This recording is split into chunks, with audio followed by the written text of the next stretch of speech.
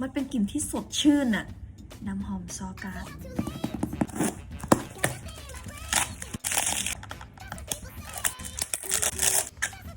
อ๊อบ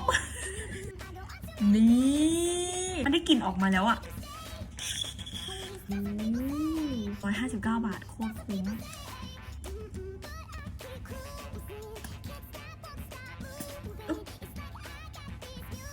กลิ่นน้ำหอมเหมือนพอตบพอทิ้งไว้สักพักมันจะเหมือนแบบหวานขึ้นนิดนึงเป็นกลิ่นส้มกลิ่นวานิลาฉีดน้ำหอมแล้วห้ามถู